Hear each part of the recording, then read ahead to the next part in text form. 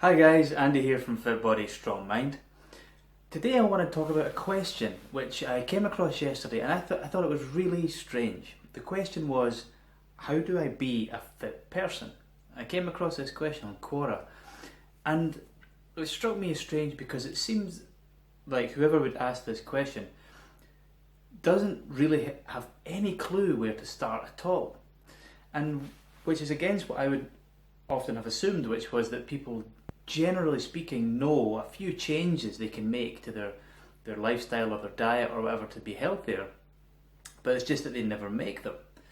And the other category of people that I thought were out there was the category of person who just tried to be healthier but was simply doing all the wrong things. But this question indicates to me there's almost a third category of person who just has no idea at all where to begin. They maybe don't have an idea of what a healthy lifestyle might even look like, which I thought was really, really interesting. So I wrote a blog post about it, and it's on the Fit Body Strong Mind blog just now, and you can go there and have a look in detail. The link's below this video. And in this video, I'm just going to outline very quickly what the key points of that post are. Now, I'm going to note them down on the board here. Basically, the first thing I said, and as I say, it was a beginner's guide, so I haven't gone into much detail at all. So if you're a complete and utter beginner and you've no idea how to be healthy, these are the points that you need to address. So the first thing,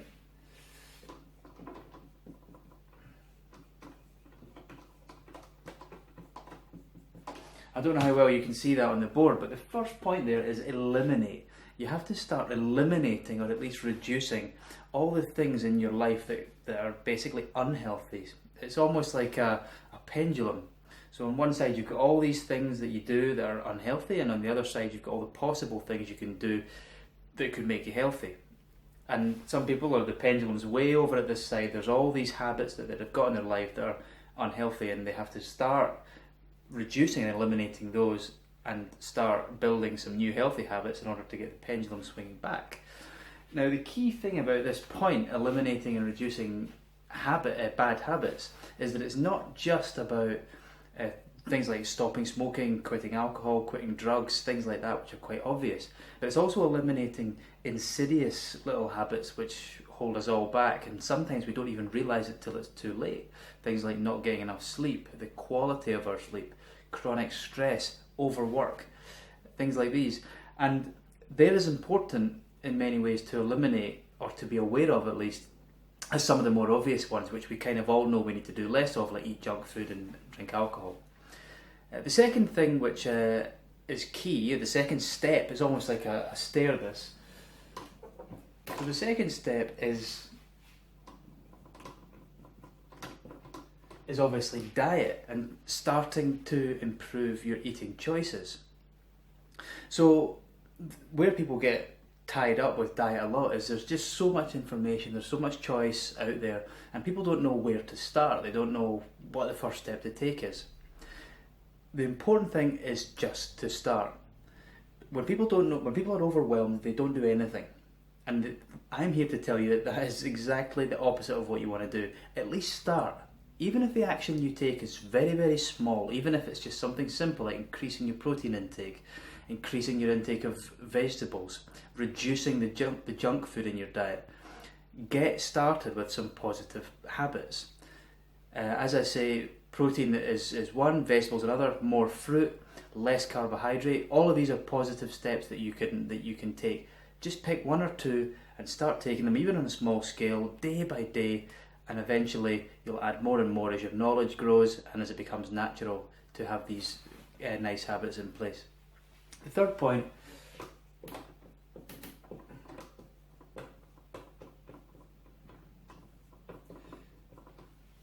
is exercise. No, my spelling was getting a bit off there at the end. But the third point is exercise.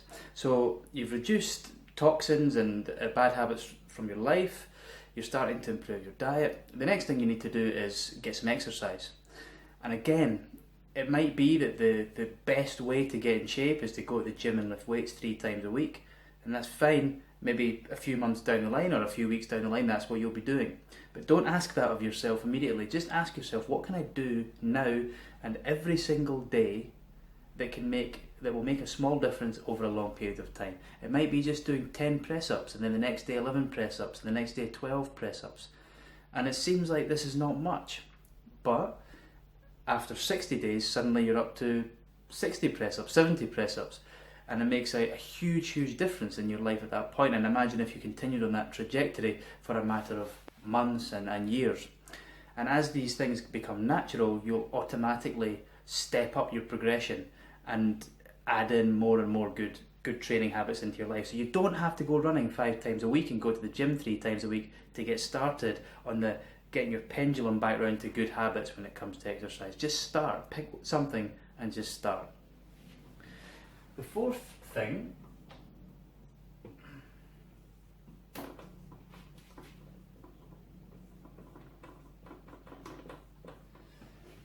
is there's a lot of studies now, and people are becoming more and more aware of the effect of mindfulness on our health in general.